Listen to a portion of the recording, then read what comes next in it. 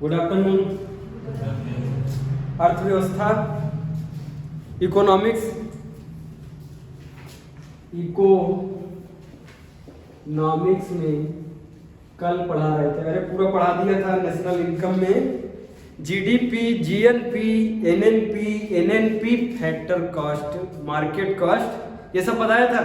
इसके बाद हेडिंग डालो, विकास के आधार पे अर्थव्यवस्था का वर्गीकरण।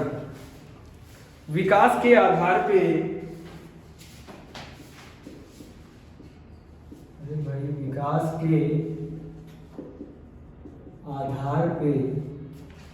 विकास के आधार पे अर्थव्यवस्था, इकोनॉमी, अर्थव्यवस्था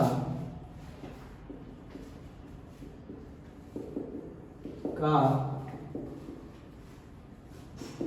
वर्गीकरण। ध्यान से सुनना। जब अंग्रेज भारत में आए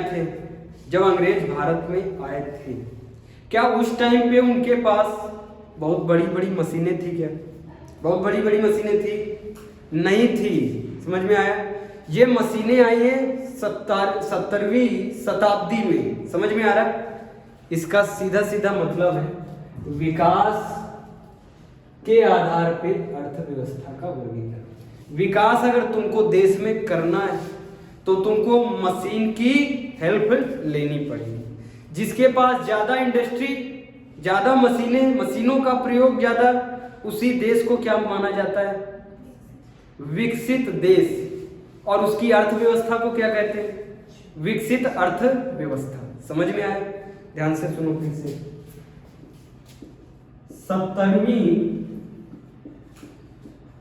शताब्दी से पहले कृषि ही अर्थव्यवस्था की रीढ़ थी। कृषि ही, पूरी दुनिया में हम बात कर रहे हैं, कृषि ही अर्थव्यवस्था की रीढ़ थी या आधार था? क्या था आधार? कृषि आधार था। कब? 17वीं शताब्दी से पहले। समझ में आया? 17वीं शताब्दी में क्या आया? मशीनरी युग आया।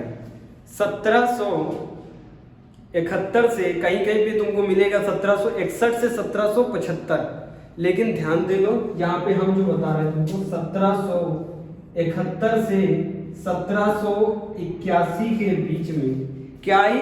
मशीनरी युग आया। कौन सा युग? मशीनरी युग आया। मशीनरी युग, मशीन का मतलब समझते हो ना? लोहे की मशीन होगी, जितना काम तुम हाथ से करते हो 10 दिन में, उतना ये मशीन कर देगी 10 मिनट में। समझ में आया? तो बताओ, हथकरघा वाला कार्यक्रम बर्बाद हो जाएगा कि नहीं हो जाएगा? ध्यान से सुनना। ये मशीनें आई कहां पे? स्टार्टिंग में, सबसे स्टार्टिंग में, इससे भी पहले ये आई थी फ्रांस में। फ्रांस का फॉर्मूला चुराया किसने? ब्रिटेन ने। और ब्रिटेन ही कहां पे राज करता है? भारत में। और हम लोग पढ़ क्या रहे हैं? इकोनॉमिक्स। कौन सी? भारत की इकोनॉमिक्स। तो हमको क्या फ्रांस से मतलब है? क्या ब्रिटेन से मतलब है? हमको भारत से मतलब है। लेकिन भारत में कौन अधिपत्य करके रखा है? ब्रिटेन ने अधिपत्य करके रखा है। सबसे पहले किसको, मशीन की उत्पत्ति किसने की? फ्रांस ने की। फ्रांस का फॉर्मूला देखा किसने? ब्रिटेन ने। ब्रिटेन ने मशीनें लगवाई। समझ में आया? लेकिन स्टार्टिंग में ये भारत मशीन लेके नहीं आए थे। भारत स्टार्टिंग में क्या करते थे? यहाँ से कच्चा माल लेके जाते थे, अपने देश में उसको फिनिश्ड गुड बनाते थे, वहां पे उसको कंप्लीट गुड बनाते थे, उसके बाद फिर भारत लेके आते थे और भारत में बेचते थे। इसीलिए उस समय की सबसे बड़ी बाजार भारत को कहा जाता है। सबसे बड़ी बाजार भारत को कहा जाता है। यहां से चीजें लेके जाते थे, वहां पे उनको तैयार करते थे, उसके बाद यहीं के लोगों को बेचते थे। इसी कार्यक्रम को क्या कहा जाता है? Drain of wealth. किसने कहा था ड्रेन ऑफ वेल्थ? दादा भाई नौरोजी ने कहा था ड्रेन ऑफ वेल्थ। उन्होंने कहा था हमारे गंगा में जो पैसा भरा है उसको रुई में पानी बहुत जल्दी एब्जॉर्ब होता है, कहते रुई में ऐसे भर लेते और अपनी थेम्स नदी में जाके क्या कर देते, डाल देते। समझ में आ रहा है? इसी को कहते ड्रेन ऑफ वेल्थ। यहाँ का पैसा कहाँ जा रहा है, ब्रिटेन जा रहा है। समझ में आ रहा है? जब ये मशीनरी युग आया तो भारत में जो हथकरघा उद्योग था, हथकरघा उद्योग का मतलब समझते हो, इंग्लिश में कहते हैं हैंडलूम कॉर्पोरेशन, हैंडलूम इंडस्ट्री या फिर हैंडलूम्स का मतलब समझते हो, हाथ से बनाने वाले उत्पाद को क्या कहते हैं, हैंडलूम्स। और हिंदी में क्या कहते हैं, हथकरघा, हाथ से बनाने वाला। अगर हाथ से बनाओगे शर्ट, एक हाथ से बनाओगे तो उसको बनाने में 4 से 5 दिन तक लग जाएगा, नहीं लग जाएगा? और अगर तुम मशीन में बनाओगे तो 500 शर्ट बनती है 5 मिनट में। समझ में आ रहा है? तो बताओ सबसे मतलब अच्छा क्या होगा, मशीन अच्छी है या हाथ वाला मटेरियल अच्छा है? मशीन वाला मटेरियल किस लिए अच्छा है? क्योंकि वो कम दाम का पड़ेगा। समझ में आ रहा? कम दाम कैसे? क्योंकि वो जल्दी जल्दी बन गया, समय कम लगा, मेहनत कम लगी, तो दाम भी कम है उसकी। ये सस्ता होगा। जो मशीन से बनी है शर्ट ये 25 रुपए की, जो हाथ से बनी है ये 250 रुपए की। तो बताओ उस गरीबी में इंसान 25 रुपए की शर्ट खरीदेगा या 250 रुपए की खरीदेगा? 25 रुपए प्रीफर करेगा। यही सिस्टम, ये जो मशीनरी युग आया ये भारत को क्या करेगा, बर्बाद करेगा, हथकरघा उद्योग को बर्बाद कर देगा। फिर भारत के लोग किधर पलायन करेंगे, कुछ जब नहीं बचेगा तो कृषि की तरफ। और कृषि 10% लोगों के पास, पूरे भारत की कृषि 10% लोगों के पास। उन लोगों को कहते हैं जमींदार। जमींदार इनका शोषण करते हैं, तब फिर ये लोग भूख के कारण मरते हैं। समझ में आया? अकाल पड़ जाता है। समझ में आया यहाँ तक? अब देखना, एक होती है अर्थव्यवस्था, क्या पढ़ाने जा रहे, विकास के आधार पे अर्थव्यवस्था। अगर किसी देश में मशीन ज्यादा है, इंडस्ट्री ज्यादा है, तो उसको क्या कहते हैं, विकसित अर्थव्यवस्था कहते हैं। समझ में आ रहा है? डालो पहला, विकसित अर्थव्यवस्था। जीडीपी में द्वितीयक और तृतीयक क्षेत्र का योगदान अधिक होता है। द्वितीयक तृतीयक किसको नहीं पता है? द्वितीयक क्षेत्र को क्या कहते हैं, इंडस्ट्रियल सेक्टर कहते हैं। क्या कहते हैं, इंडस्ट्रियल सेक्टर। और तृतीयक क्षेत्र को सेवा क्षेत्र। अगर इंडस्ट्री ज्यादा है, सेवा क्षेत्र बढ़िया है, इंडस्ट्री बढ़िया है, तो फिर वो देश कैसा है, वो देश भी बढ़िया है। और बढ़िया देश को क्या कहते हैं इकोनॉमिक्स में, विकसित देश। और उसकी अर्थव्यवस्था को फिर क्या कहेंगे, विकसित अर्थव्यवस्था। समझ में आया? जबकि इसमें लिखना जीडीपी में योगदान किसका ज्यादा है, द्वितीयक और तृतीयक क्षेत्र का योगदान ज्यादा है, जबकि प्राथमिक क्षेत्र का योगदान कम है। प्राथमिक क्षेत्र कृषि क्षेत्र का योगदान कम है। अब देखो ध्यान से इधर, विकसित अर्थव्यवस्था डाला,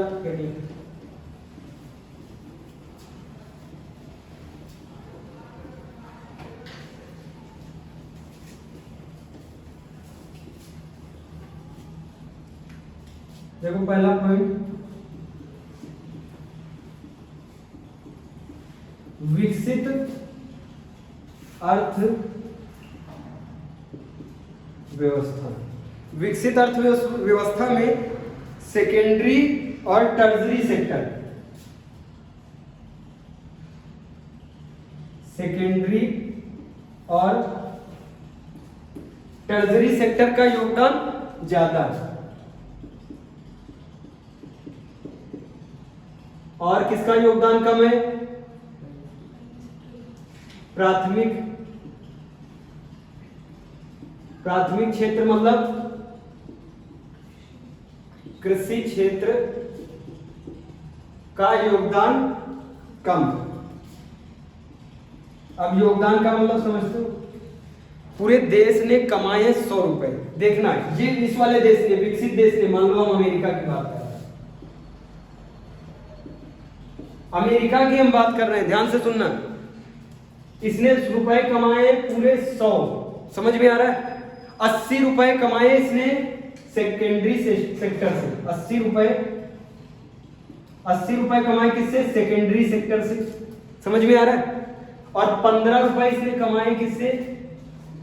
टर्जरी सेक्टर मतलब सेवा क्षेत्र से। केवल 5 रुपए कमाए किससे? कृषि क्षेत्र से, प्राथमिक क्षेत्र से। समझ में आया? इस पूरी लाइन का ये मतलब है। समझ में आ रहा है? तो तुमको लगता है कि यहाँ पे कृषि क्षेत्र में कोई मतलब इंपॉर्टेंस नहीं है इनकी? ऐसा नहीं है।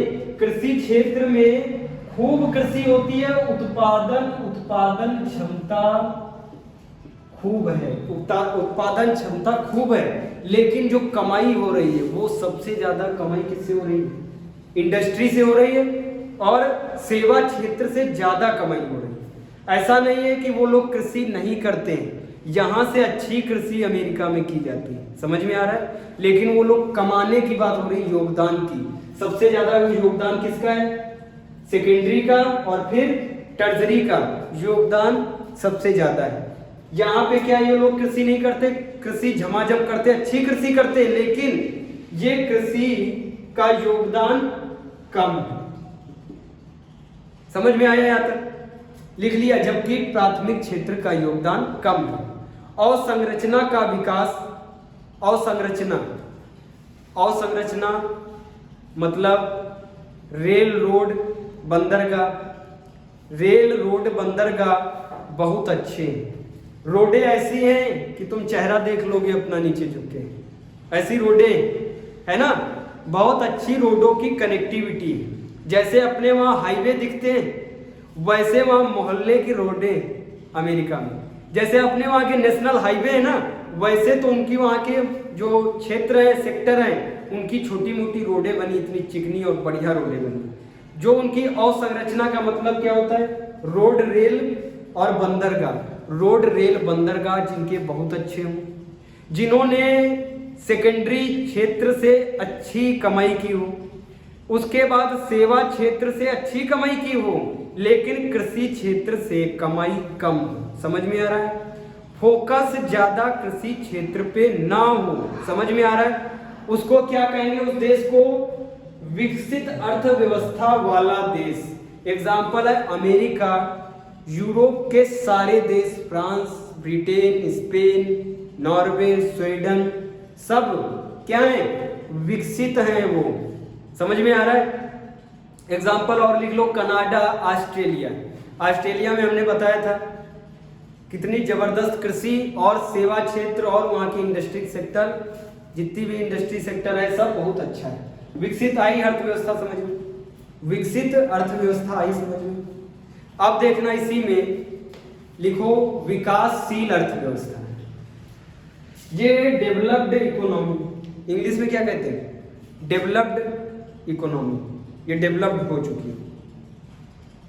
अब जो बताने जा रहे हैं वो डेवलप्ड की तरफ है इकोनॉमी, उसको क्या बोलते हैं? विकासशील अर्थव्यवस्था। कौन सी अर्थव्यवस्था? विकासशील। विकासशील में मतलब वो इसकी तरफ दौड़ में है, 80 रुपए के, 15 रुपए के और 5 रुपए के दौड़ में। ऐसा वो करना चाहते लेकिन अभी कर नहीं पाए हैं। उनमें क्या है रेशियो?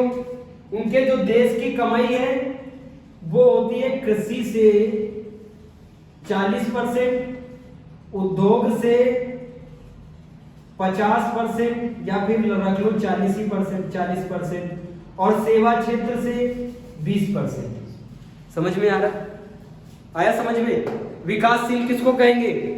विकासशील जो विकसित की तरफ निगाहें टिकाए, वो इस रेशियो को करना चाहता है लेकिन अभी कर नहीं पाया है। जिस दिन वो कर लेगा, 80 रुपए जिस दिन इंडस्ट्रियल सेक्टर से कमाएगा, उस दिन वो भी किस में आएगा? विकसित अर्थव्यवस्था में आएगा। चाइना विकासशील अर्थव्यवस्था में अभी भी माना जाता है, लेकिन वो क्या हो चुका है? विकसित हो चुका है। अरे वो बहुत ज्यादा इंडस्ट्रियल सेक्टर में बहुत आगे निकल चुका, अमेरिका को भी शायद पीछे छोड़ देगा, है ना।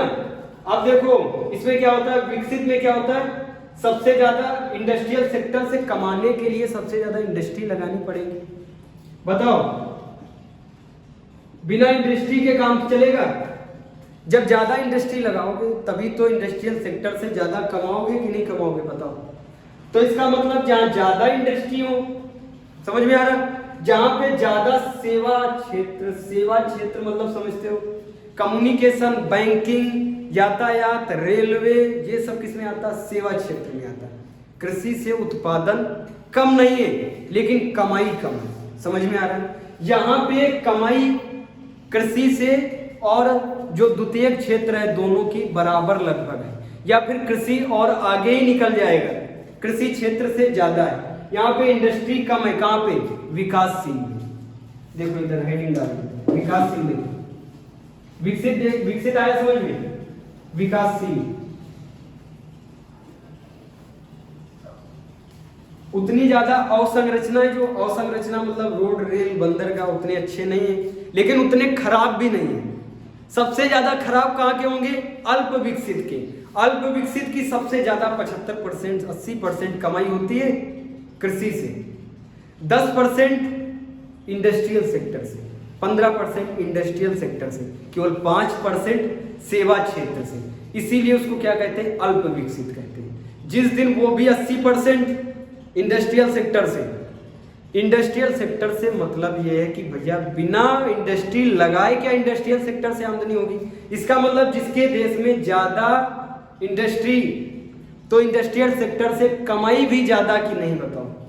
जिसके देश में ज्यादा कृषि, तो कृषि से ही ज्यादा कमाई की नहीं? बताओ।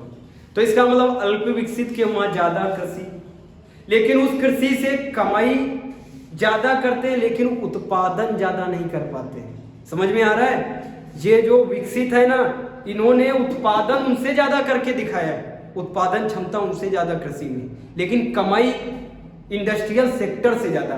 कमाई और उत्पादन में फर्क होता है। समझ में आ रहा है? उत्पादन उन्होंने उस प्रोडक्ट को इतने भाग में निकाला है, वो उत्पादन हुआ, और उतने भाग में बेच के कितनी कमाई की है वो कमाई होती है। समझ में आया? अब देखो विकासशील, ध्यान से, विकासशील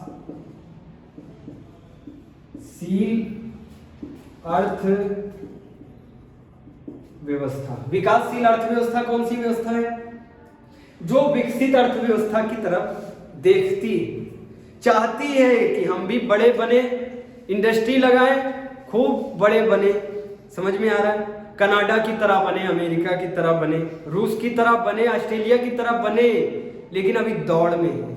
दौड़ में मतलब इंडस्ट्री लगा रहा है। अभी इंडस्ट्री लगाना कोई मजाक नहीं होता है, क्योंकि सरकार तो लोक कल्याण का काम करेगा, इंडस्ट्री तो प्राइवेट लोग लगाएंगे। अब प्राइवेट लोग लगाए ना लगाए वो उनकी मर्जी। समझ में आ रहा है? लेकिन ये लोग इतना ज्यादा विकसित इसलिए हो गए, ये वो विकसित देश हैं जो ज्यादा गुलामी में नहीं रहे। समझ में आ रहा है? इनको गुलामी झेलनी नहीं पड़ी है, इसीलिए इन्होंने इंडस्ट्रियल सेक्टर को ज्यादा मजबूत कर लिया। ज्यादा मजबूत इंडस्ट्रियल सेक्टर वाले को कहते हैं विकसित, और थोड़े कम मजबूत वाले को। यहाँ पे जो योगदान होगा, देखना योगदान,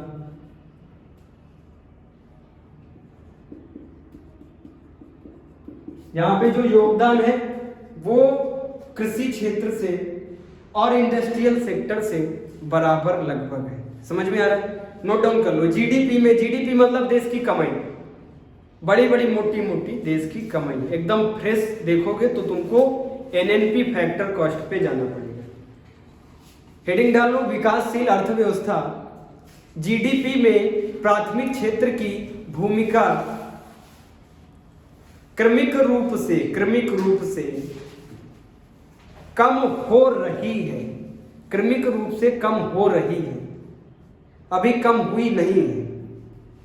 जबकि द्वितीय क्षेत्र मतलब इंडस्ट्रियल सेक्टर और तृतीय क्षेत्र की भूमिका बढ़ रही है, अभी बढ़ी नहीं है। समझ रहे हो? दोनों में फर्क है, ध्यान से सुनना। ये देखो क्या लिखा है, विकासशील अर्थव्यवस्था। इसमें योगदान के मामले में ये कहते हैं कि कृषि, हमारे वहां एक समय था कि कृषि हम बहुत ज्यादा करते थे, लेकिन अभी इंडस्ट्रियल सेक्टर पे ज्यादा फोकस कर रहे हैं, लेकिन अभी फोकस कर नहीं पाए। विकसित अर्थव्यवस्था में वो फोकस कर चुके हैं। इंडस्ट्रियल सेक्टर खूब मजबूत है उनका। समझ में आ रहा है? इन लोगों का मजबूत अभी भी क्या है? कृषि पे फोकस था, लेकिन अब किसकी तरफ देख रहे हैं? इंडस्ट्रियल सेक्टर की तरफ।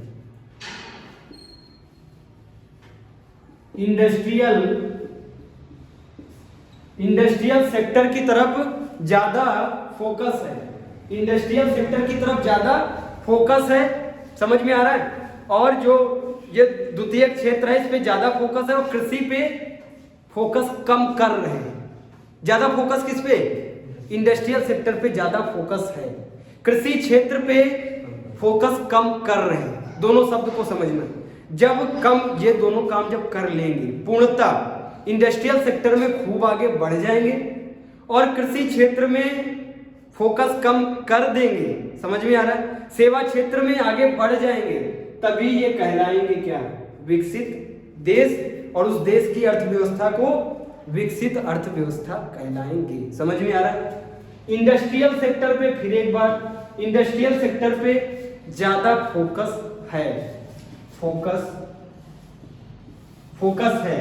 कृषि क्षेत्र पे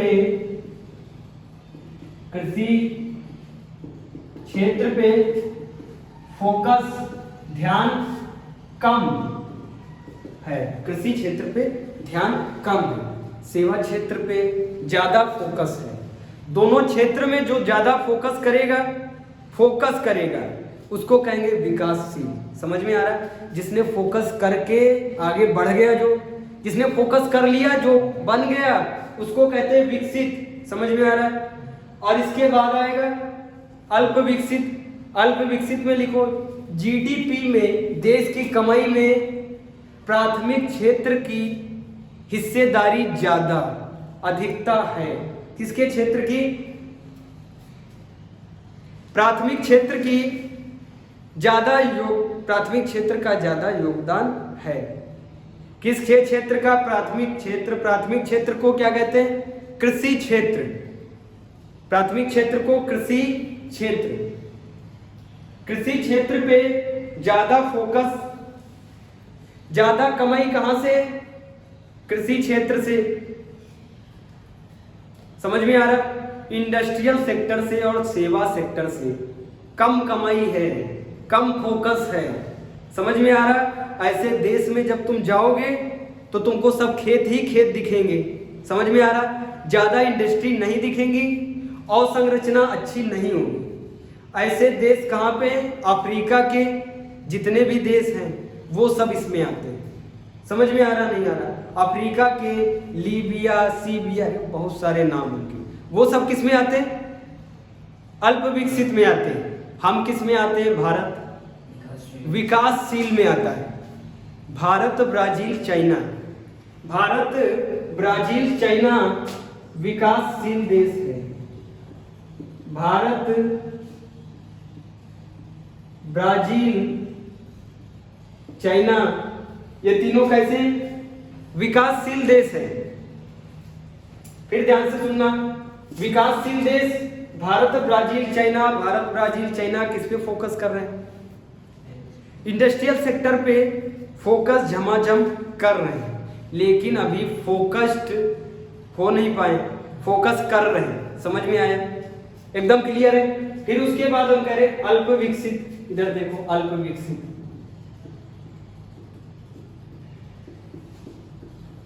अल्प विकसित अर्थव्यवस्था। अल्प विकसित अर्थव्यवस्था ये वो देश हैं जहां पे कृषि का योगदान है।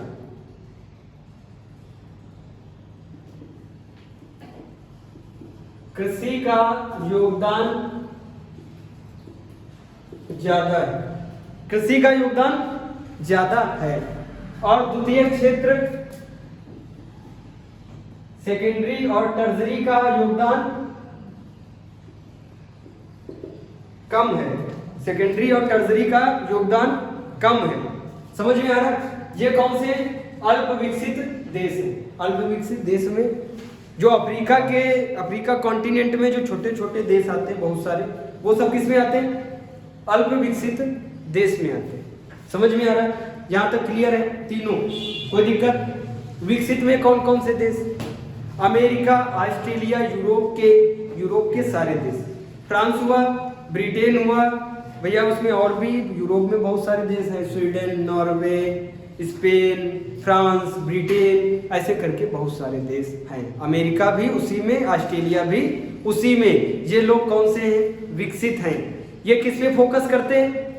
इंडस्ट्रियल सेक्टर पे फोकस नहीं, फोकस हो चुके हैं। खूब सारी इनके देश में जब जाओगे तो तुमको बड़ी बड़ी इंडस्ट्री देखने को मिलेंगी, खेत देखने को मिलेंगे, लेकिन वहाँ पे कृषि मशीनरी टेक्निक से होती कृषि, उत्पादन ज़्यादा करते हैं, लेकिन कमाई के मामले में सबसे ज़्यादा सेकेंडरी क्षेत्र से कमाई होती है इनकी। समझ में आ रहा? उत्पादन और कमाई में अंतर होता है। उत्पादन होता है ज़्यादा विकसित देश में, उत्पादन कृषि में होता है ज़्यादा विकसित क्षेत्र में, क्योंकि उनके पास तो मशीन है। तुमको भैया यहाँ जो ये अल्प विकसित है और जो विकासशील है, ये लोग जब गेहूं कटवाते, जब हार्वेस्टिंग होती तो ये लेबर लेके आते हैं, लेबर होता, हंसिया होती, उससे गेहूं काटे जाते हैं। उनका बड़े बड़े फार्म होते हैं उनके। अमेरिका में एक एक बंदे के पास एक एक हजार बीघे खेती है। समझ में आ रहा है? जितनी भारत में जनसंख्या है उतनी पूरे अमेरिका को मिला लो, पूरा अमेरिका, कनाडा को भी मिला लो, ऑस्ट्रेलिया को भी मिला लो पूरा, तब भी वो भारत की जनसंख्या को टच नहीं कर पाएगा। समझ में आ रहा? तो फिर समझ लो। और क्षेत्र, अमेरिका का क्षेत्र 10 गुना ज्यादा बड़ा है भारत से, और जनसंख्या देखो कितनी कम है। प्रत्येक इंसान के हिस्से में 2-2 हजार बीघे खेती है। अब 2000 बीघे खेती है। अब सोचो वो मशीन से नहीं कटवाएंगे क्या? वो मशीन लगवाएंगे, बस 3-4 घंटे में सारा गेहूं सब समाप्त। समझ में आ रहा है? यहाँ पे क्या होता है? यहाँ पे जो मानव है उसको संसाधन बनाया जाता है, वहाँ पे मशीन को मुख्य संसाधन बनाया जाता है। इसीलिए उत्पादन कहाँ पे ज्यादा? उत्पादन विकसित क्षेत्र में, कृषि का उत्पादन अगर आए तो विकसित में ज्यादा, लेकिन कमाई सबसे ज्यादा सेकेंडरी सेक्टर से। समझ में आ रहा है? विकासशील में कृषि ज्यादा करते हैं, उत्पादन कम करते हैं। कृषि ज्यादा करने की कोशिश करते हैं। अरे भैया 2 बीघे जमीन है और घर में 10 लोग हैं। घर में कितने लोग हैं? 10 लोग हैं, 2 ही बीघे जमीन में सब लगे। समझ में आ रहा है? जबकि 2 बीघे जमीन एक इंसान कर सकता नहीं कर सकता है। 9 लोग वहां पे सिर्फ देखने जाते हैं। कोई खाना लेके जाता है भाई को। इस पूरे कार्यक्रम को प्रच्छन्न बेरोजगारी कहते हैं। अगर ऐसा कार्यक्रम कृषि में हो रहा है तो प्रच्छन्न, वो जो 9 लोग हैं वो बेरोजगार हैं। वो भी कौन से बेरोजगार? प्रच्छन्न बेरोजगार है। समझ में आ रहा है? वहां पे कृषि एक को करनी चाहिए, 10 लोग फर्जी के लगे। समझ में आ रहा है? 2 बीघे जमीन है, 1 लोगों को करनी चाहिए, उनका जीवन यापन अच्छे से होगा। अब 10 लोग उसी में लगे। अब बताओ 10 लोगों का काम हो पाएगा? नहीं हो पाएगा। इसको कहते हैं प्रच्छन्न। आगे पढ़ाएंगे जब बेरोजगारी पढ़ाएंगे। ये आया विकासशील का कृषि का मामला। ये उत्पादन कम है लेकिन लोग ज्यादा लगे, उत्पादन कम है।